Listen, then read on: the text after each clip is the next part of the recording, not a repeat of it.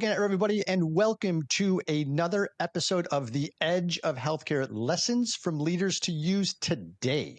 My name is Martin Cody, SVP of Sales and Marketing for Madikit Health, and with me today is Shahid Shah, who is a CEO, founder of a company that I did not know existed until about a month ago. But I think just like me, you're going to want to know what he's doing, how he's doing it. His experience is really par excellence in the area of technology, healthcare, and last but not least, the ever-present AI. Shahid, welcome to the program. Thank you so much, Martin. It's really, really nice for you to invite me here, and I'm looking forward to having a conversation with both young and old in your audience.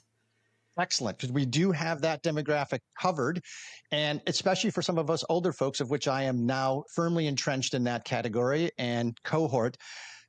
I want to get to the AI in a second, but I do want to also talk a little bit about kind of the last 20, 30 years of your career.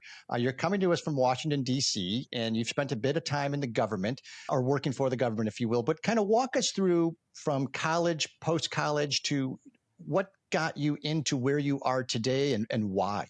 Yeah, it's a great little story because I think many of your audience members who often are thinking about, should I get into healthcare, should I not get into healthcare, might find this story useful because I graduated in 1990, computer science degree, regular nerd, propeller head, however you want to think of me, got a really great, almost my dream job at the U.S. Navy. So I was a federal official at the U.S. Navy, so on the civilian side, not on the military side. Mm-hmm. And what I loved about it was just a bunch of R&D shops, right? Things like, doing war games and simulations there, working on code for missiles, and just really exciting stuff that, a kid out of college with a computer science degree would find super useful. What happened at that time is similar to what's going on today in Trump 2.0 administration, which is a little bit of cleanup and reduction in force in government was occurring in the 1995 timeframe. In that case, it was called BRAC, or the Base Realignments and Closures. And so the base that I was working on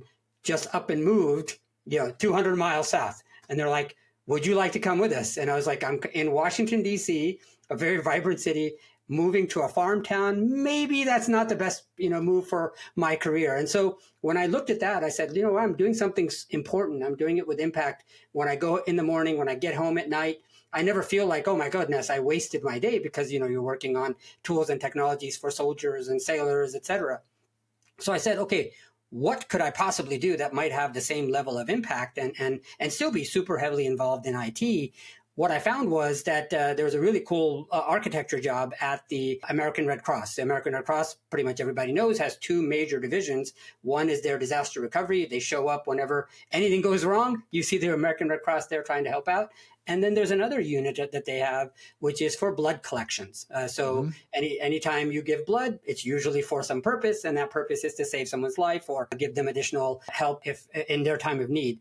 What was really cool is I just happened to know somebody, got that job like just out of, and this is normally how you would see it, right, Martin? It's not like you have some plan that says, oh, I'm going to go do this big thing, but just basically pure luck at the right place at the right time with the right skills at that time, where they were building at the American Red Cross, we were building out taking individual departments and individual units that are each in each city and creating a unified, fully computerized system at that time in 1995 through about 2002. So that was my entry into healthcare, and it couldn't have been a better entry. We were creating a nationwide system.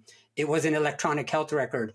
It was unified. It had hundreds of integrations, thousands of places where there were little shops that were doing blood collection, tens of thousands of users. So it doesn't get more enterprise from an EHR perspective than this. And so when I got out of there, that's what I was a kind of like an EHR expert. And that's how I got into healthcare.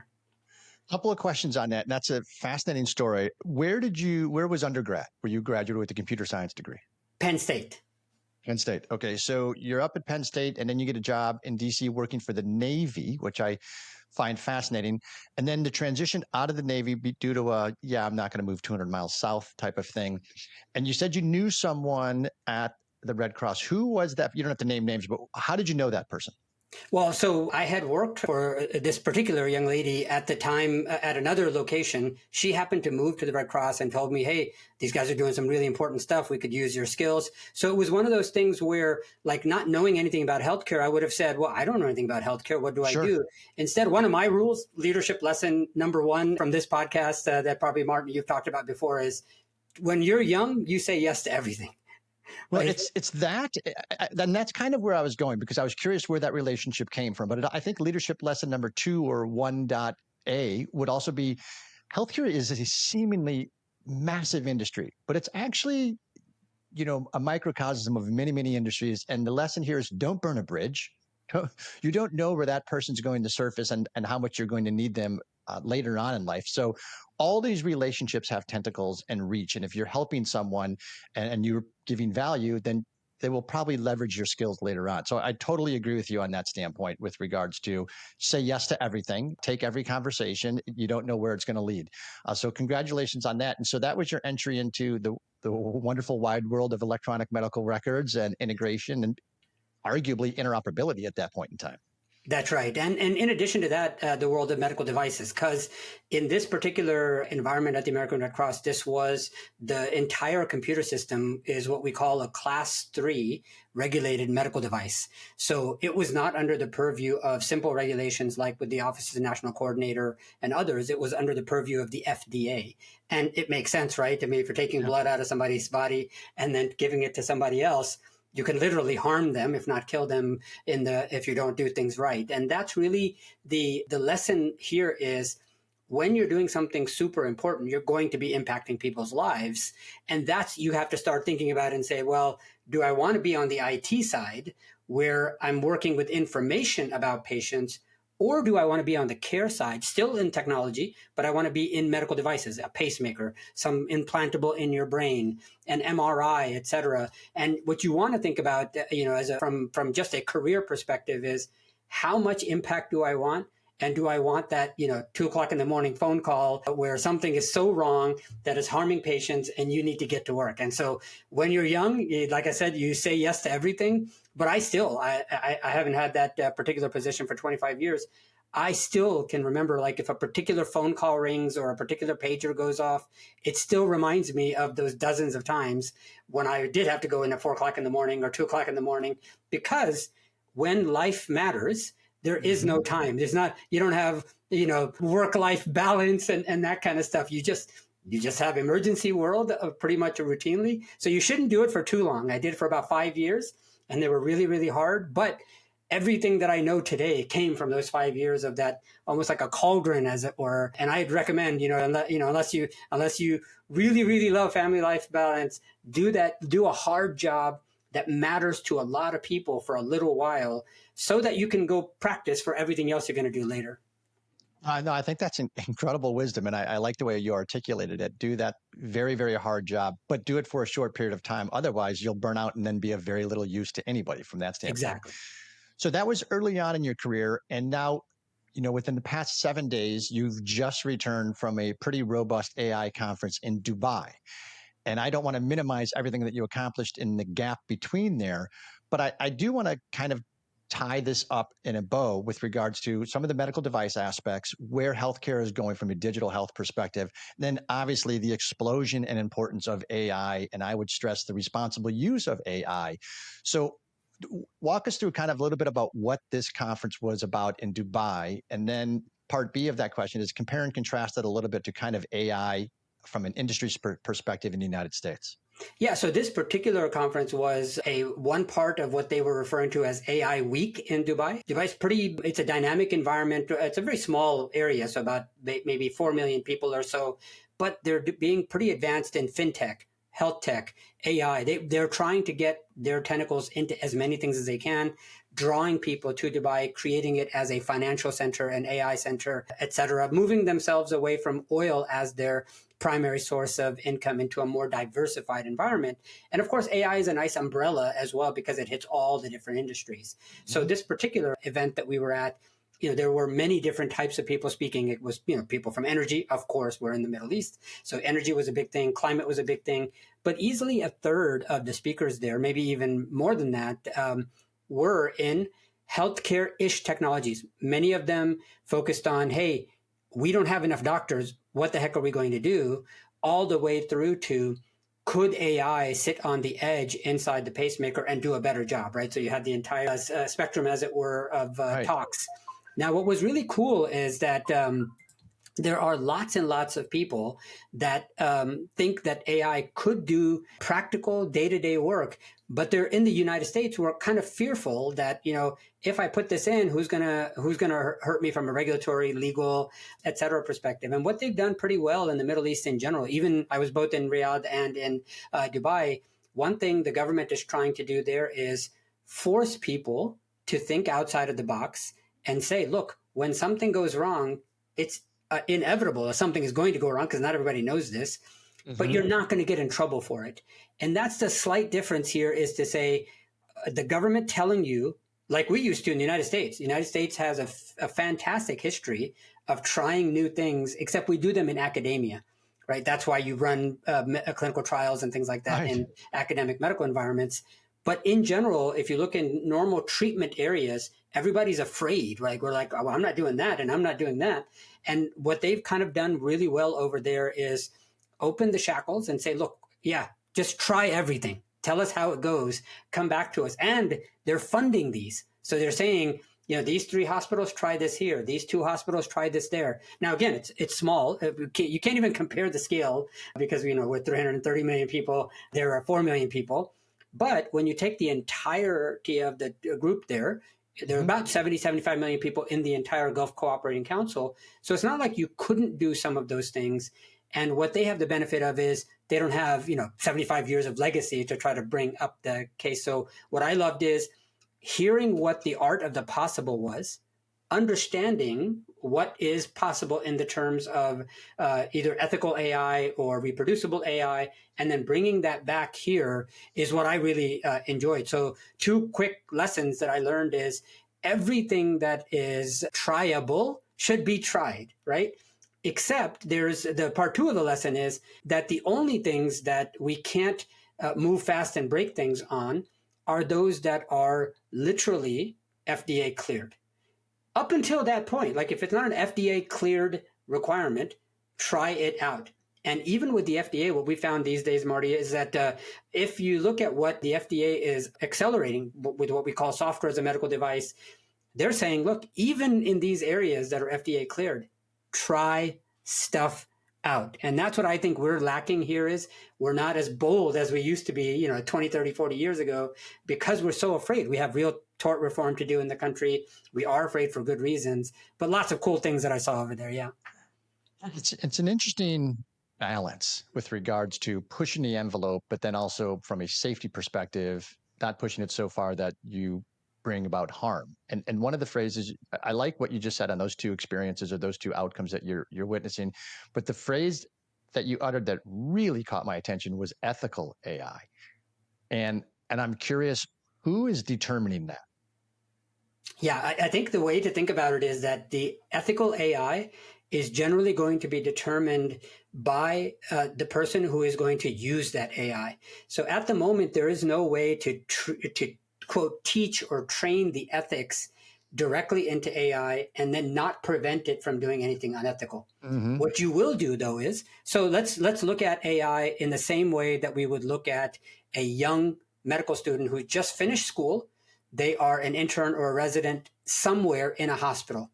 Who teaches them their ethics? And beyond their parents teaching them to be good people, the medical ethics is taught by the medical school, the medical standards, and most importantly, they're training physicians.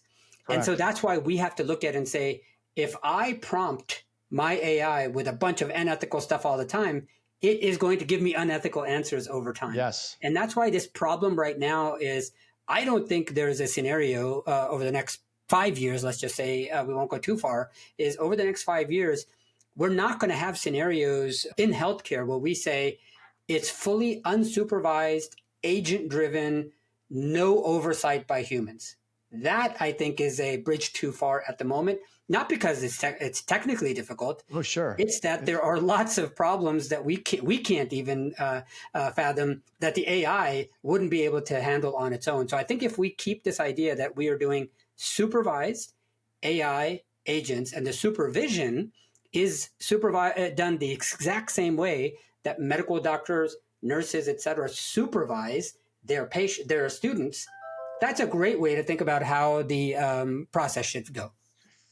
It's interesting because part of me is a little scared with regards to that. And the reason being is history teaches us a lot of lessons. And one of the lessons that I found fascinating, certainly about the investment industry and the stock market as a whole, was when Alan Greenspan was Fed chair.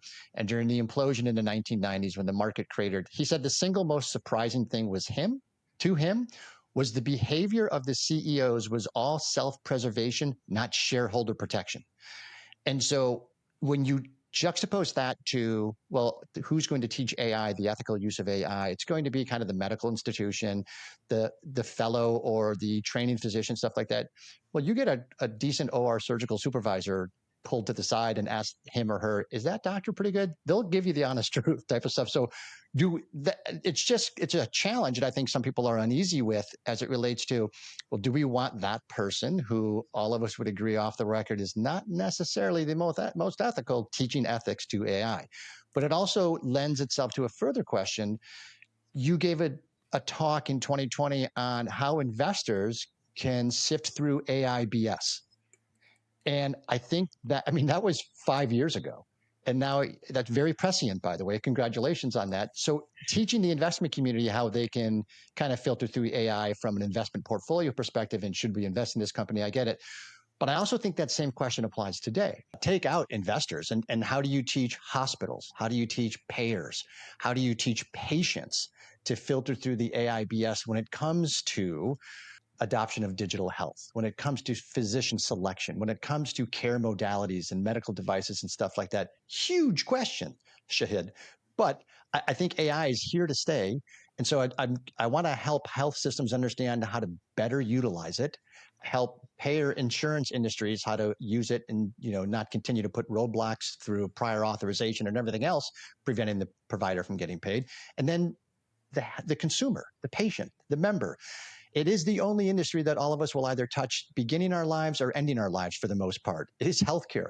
So how do we protect the consumer and leverage AI so that all of it is beneficial to those three entities? Yeah, I love the framing of that question because it is both complicated, but in an ironic way, simple as well. And so if you treat AI and modern capabilities as an IT project, you've already shot yourself in the foot, because unlike an IT project, which has to be operated by humans, AI, in theory, could operate on its own, as we just mentioned a few minutes ago. Great so point. how should you treat it?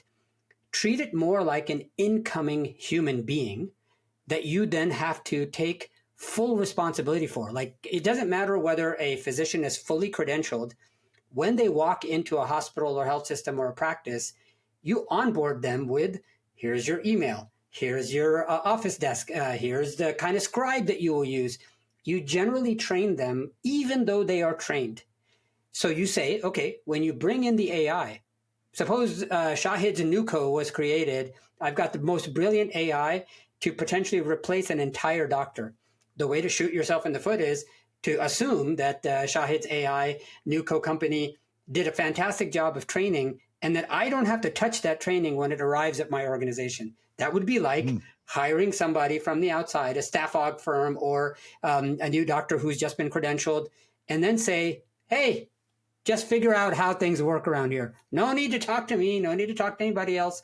That is almost a recipe for disaster. And you'll see that at the best organizations, onboarding of a new human being is treated seriously, because we know that we have to inculcate them into the culture at Mayo Clinic or UPMC or wherever. And those docs that work at UPMC versus the docs that work at Mayo Clinic, two world-class organizations, by the way, are not interchangeable. Right. Why is that? It's just medicine, right? Well, it's because each organization operates under slightly different ethical decision making, slightly different workflows, slightly different everything. And that slight differences is what creates the unique culture of each organization. And so this is leadership lesson for AI. It's very, very easy. Don't treat the thing as a new piece of software. Treat it as if it was another human being, and then figure out what would you do to a human being based on what you are asking that human to do. If they're going to be doing claims reimbursement, what would you do to train them on the claims reimbursement? If they were doing surgeries, how would you train them to do surgeries in your environment? And this is the one thing, as you have, you talk to a lot of leaders, you should ask them about this is, how should we treat incoming software? Well, when it's AI, treat it as a human. When it's not AI, treat it as software because the other humans are handling the work. That's a profound answer and very valuable. So I appreciate that insight. And it's interesting too, because there's nuance and context there that you talked a little bit about, because if you're treating AI at Mayo, at Hopkins, at the clinic, by the way, none of them are paid sponsors of the program. So if you're treating it as a human, well, yes, it's AI, but AI is going to respond differently in each one of those cultures, each one of those environments, even though it could theoretically be the same AI. So there's that part of the nuance perspective, or shades of gray, if you will, that is completely unique to each other institution, regardless of, it could be Cedars-Sinai, it could be a community hospital in the middle of Kansas, doesn't matter. That culture is different, so the AI is going to respond differently. And so you have to frame it from that aspect, that treat it like a human that you're onboarding. Love that from a standpoint. Now take that, and one of the questions I'm interested in, because we do speak to a lot of experts, a lot of digital health experts in that capacity, is where do hospitals have a blind spot as it relates to AI adoption in their environments? Yeah, the biggest blind spot is that I've been a CIO and a CTO at a number of different organizations. In the old days, I used to be able to say, I choose the software at the top. I make my selections. I bring them in. I organize them. You were my arch enemies, Shahid. That's right. And so in the old days, we were able to do some semblance of control. But this idea of do-it-yourself technology, especially the first time we saw this was with mobile phones. The second time we saw it was consumer-grade SaaS applications that came in. But in the end, if you are a hospital that believes that by telling people that they should not use AI, and that you then believe that you've told them not to use AI, then they won't use AI in your environment, either you're delusional or you're lying to yourself, right? One of the two. Or both. Yeah. Either way, it's a problem. And this is an ethical dilemma itself. Here, know, for example, that if I told you, let's say my children, right? We all have kids that we run into this problem with. We ask the kid to know something that they cannot do, and then we blame them for not doing it. That's what we're doing with AI. So you have to assume that people are using AI. It's on their mobile phones. There's apps, etc. You have to train them on how to use it properly in the same way that we would train each other how to be nice to each other, as opposed to having fights with each other. And how do you interact with humans inside your organization? If you go back to that advice of treat it as a human, know that these little minions called AI are running around the hospital. Everybody knows that they're running around the hospital. Every one of them, every person at the hospital has a minion on their shoulder, inside their phone, etc. And they will, unless not given any other alternative, probably use it wrong. There's not a scenario that they're not going to use it, but there will be a scenario that they'll use it wrong. That's how you almost like to treat it. So the blind spot is that you can control the technology from coming into your shop. So what do? Just assume it's already in your shop. Treat everybody like adults. Like, this is one thing I complain to most CIOs, CEOs, board members. I'm sitting in a boardroom. I'm saying, you pay all of this money for these human beings. They're well trained. I mean, doctors are some of the smartest people in the world. Nurses are some of the smartest and most caring people in the world.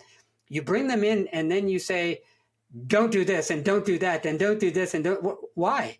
It's like, if you are trusting them with the lives of your patients, for God's sakes, right, how can you say, I don't trust you with AI?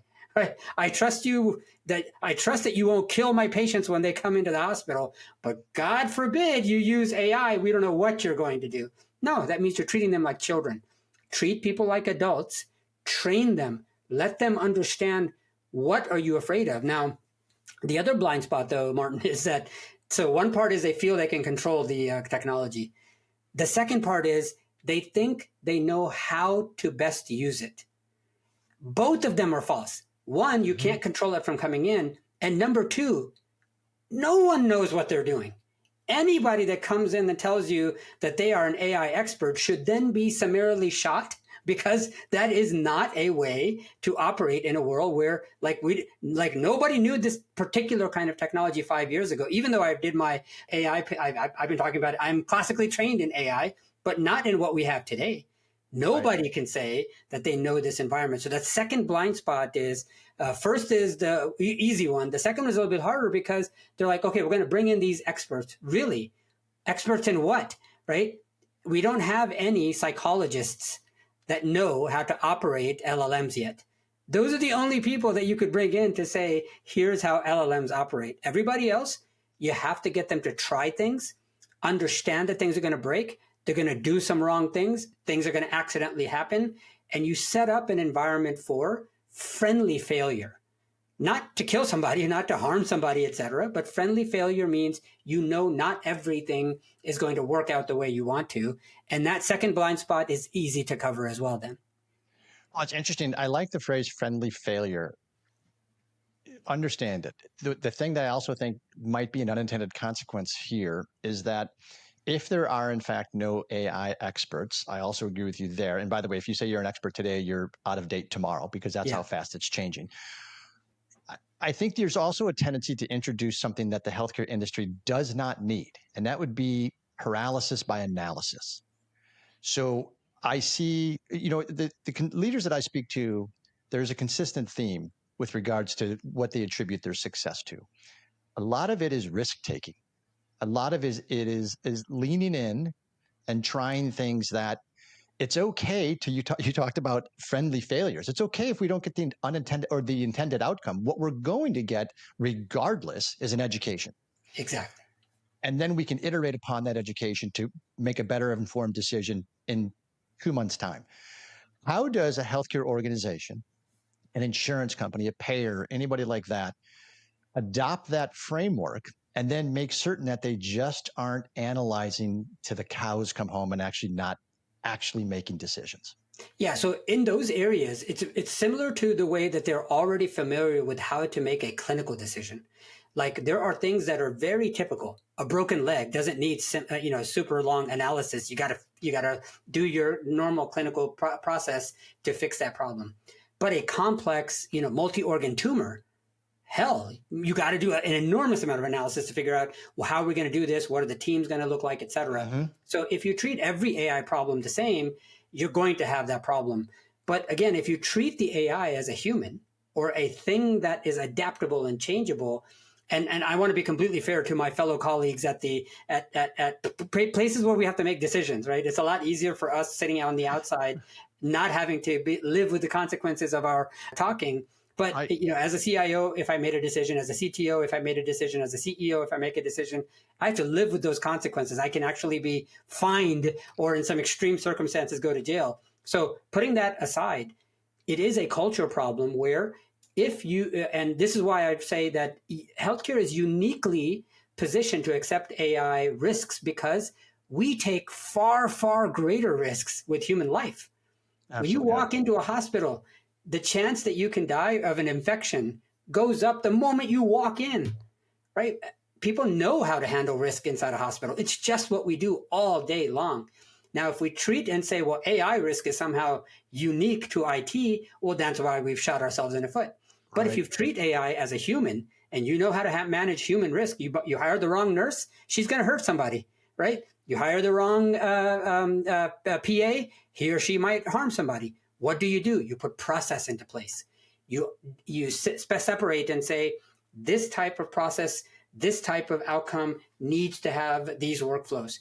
The double mastectomy decision is very, very different than a broken leg decision. But if you put everything in the same bucket, you got a problem. And I think that's really the best way, is treat it as the normal risk that you take with humans every day.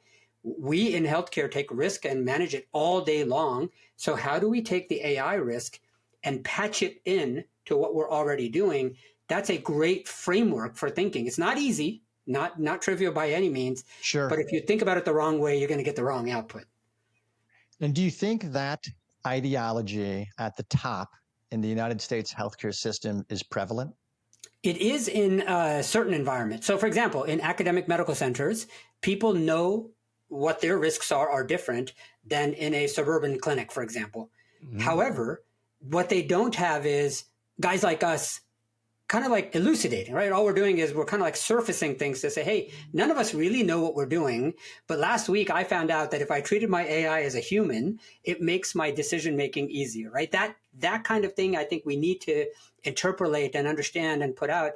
There's a little talk that I did. It was a TEDx talk a few years ago where we were explaining how do you understand the world of medical education in a way that you can apply it to healthcare AI.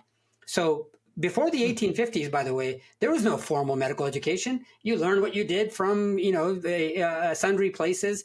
But the first medical school that had a formal education had to understand, how do we formally educate humans to do things over and over again in a scientific manner? We are now in that same, almost like a hazy world where we don't have the first medical schools who are designed to teach AI. So we're all doing it together. We're learning how that goes. I mean, I think 15 years from now, AI will probably go through the same med schools in the same way. It's going to have to interact with us in the same way. Humans will be learning with the AI learns with the humans, all in school. And then you put them, after training, into an inference-based world within a hospital. That to me seems like a reasonable long-term trajectory, because if we treat it like humans, it will interact with us like humans. And then we're working as a team, as opposed to it's a piece of software. There's some of us of a certain age where we're already envisioning HAL 9000 talking to us and we're treating it like a human and we get a little scared. But that's okay. It's a different topic of a conversation. That's I right. want to switch gears. I could spend a lot more time on this because I think it's fascinating. And I think the audience also recognizes that we are literally on just the precipice of step one into AI. It's a long journey. So it's interesting that we kind of get this right. I want to stress the ethical component of that, which I think is another fascinating topic. But I am going to switch gears here to kind of that speed round with regard to, I'll give you a sentence or a phrase and you tell me the first thing that pops into your head. You ready? Yep, let's go for it. I love your background as it relates to the CIO, the CTO area. So technical skills versus in the trenches skills, which is more important? So in the modern era, in the trenches, tied with prompting, if we're talking about AI, or adapting existing technology to your current environment. The biggest mistake is treating all technology for all hospitals the same. So the in the trenches tells you, what is my culture and how does my workflow operate? And then how do I adapt known technologies to that local environment? That's the essence of most CIO work today. Awesome. I like that. We talked a little bit about blind spots and from a healthcare ecosystem as it relates to AI. As it relates to just decision making in digital health, another component of your experience and expertise, and I've talked about it on the program a lot. Digital health is another catchphrase which gets bantered about all the time, and there's no two definitions I think that are similar on what it is. So when it comes to digital health at we'll say hospital, what do you think is the most important two attributes that a hospital CEO needs to focus on, he or she needs to focus on to be successful in digital health?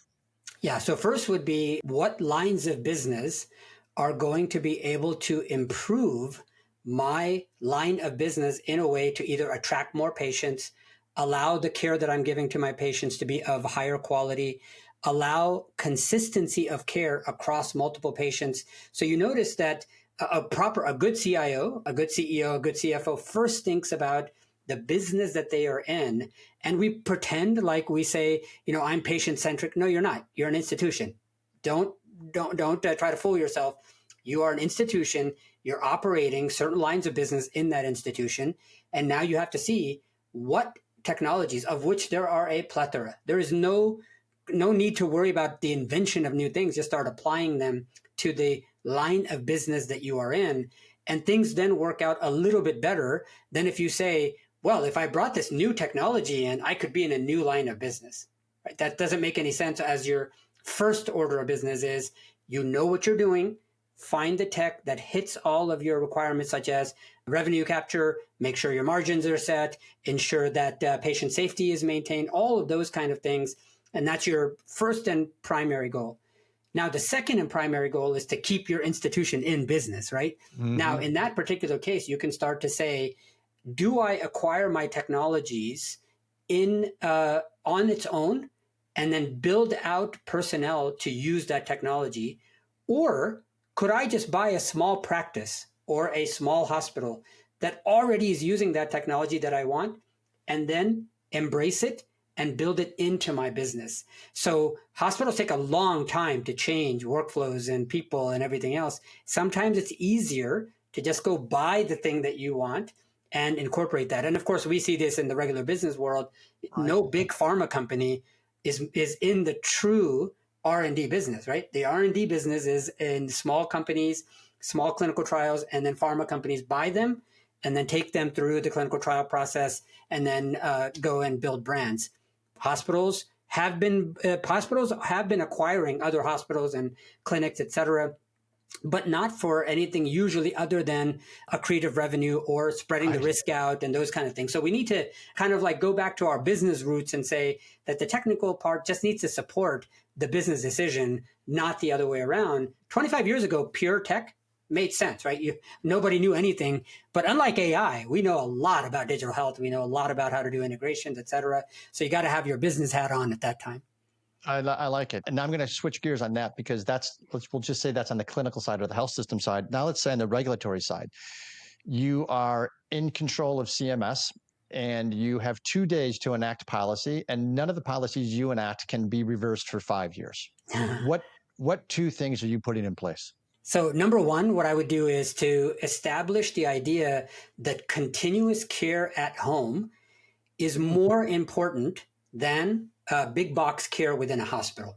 So almost all regulatory burdens today are placed in a way that says, when the patient comes into the office, here's everything that I do with them. We kind of had this, and CMS has this, a huge blind spot that says everything about healthcare is in an institution. You and I know that that's not true. Everybody knows that that's not true, right. But we haven't established our regulatory framework. So the number one thing I would say is, how can we rethink regulations so that in a, quote, first principles way, assume that digital is in place, AI is in place, and that the care is continuous in nature at home, at the office, et cetera, and that the acute environment that we come into is a one-off that we need to help. Obviously, it has to be regulated as well, but it is a part of the longer-term journey. That would be like, part number one. Part number two is, what could we do to our regulations to move away from being organ-based care to body-based care? So whether that's a functional medicine view of the world, an integrative medicine view of the world. Now, I'm not going to foo-foo medicine. I'm saying there are well-known, well-established clinical trials that have described ways of treating integrative medicine through the body. Like, for example, we've now learned in the past 25 years how the gut and the brain work together, right? We have almost two brains now that have to work in an integrated manner.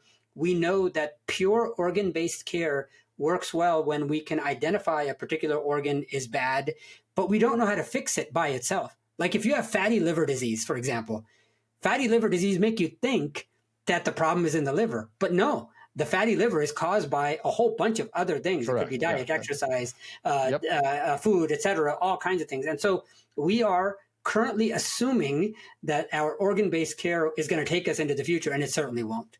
No, I like that distinction. And from a holistic standpoint, I also love the gut biome analysis with regards to we do have two brains, and there's a lot of data out there that says the brain in our stomach is a little bit more important because it's going to influence everything.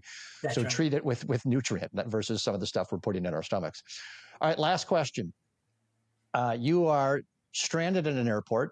and you have a long delay and you're pondering your last 30 years of healthcare, and you're thinking to yourself, boy, I would love to sit down with this individual and talk a little bit and bend their ear. This person can be living or deceased within healthcare. Who are you sitting down with for an extended conversation about all things that you want answers to, and what are you drinking? Wow, that's a great question. So I would say, one of my favorite healthcare characters, especially throughout history, is Avicenna or Averroes, one of the earliest Arab. He just happened to be an Arab doctor, and he was one of the first that actually embodied this idea that you can't just observe. You got to be able to make a thesis, have a bunch of observations, figure out what's going on. So a lot of what we know about the scientific method, though not formalized in his time, came out of that idea is pure observations alone aren't enough. Pure theory alone isn't enough. And you have to do this observational back and forth. So what I'd be drinking is tea, because I don't drink coffee. It'll be probably Turkish tea. It happens to be my favorite tea. And the conversations would be around what the heck made you think about the fact that it's like everybody else was doing it this way. What made you think about it this way? Especially because obviously in that time, the internet wasn't around, phones weren't around. So you had to do a lot more thinking on your own. You weren't talking to 500 people, simultaneously and getting all these ideas. So that really fascinates me, is how Einstein by himself, or Avicenna by himself, or a Newton by himself, they're just able to, without a whole lot of conversations from everywhere else, come up with these unique, literally world-changing kinds of views. So would love to have that, go back in time and have that conversation. I love it. And you're right. They didn't have the tens of thousands of inputs with regards to consideration, evaluation, and stuff like that. But yet this idea germinated inside their heads. And how did that happen? And how did they leverage it and pursue it? I love that concept. Shahid, thank you so much. I'm curious, you're the CEO of Netspective. How does our audience, if they're interested in further dialogue, or even kind of exploring some of these ideas formally with you, how do they get a hold of you?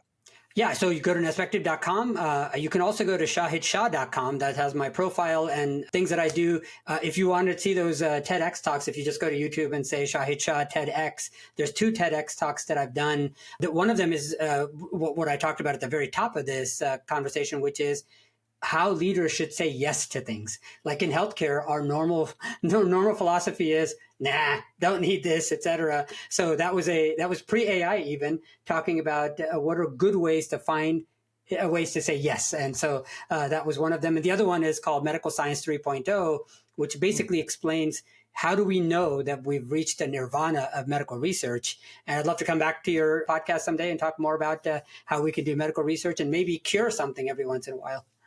It would be awesome on both counts, curing and having you back. I really appreciate the time, and certainly you sharing some of your wisdom. There are a ton of lessons that people can use today, especially around AI. So thank you so much for sharing. And for the audience, thank you so much for tuning in. Can't do this without you. Enjoy the rest of your day. And Shahid, we'll be talking very soon. Thank you so much.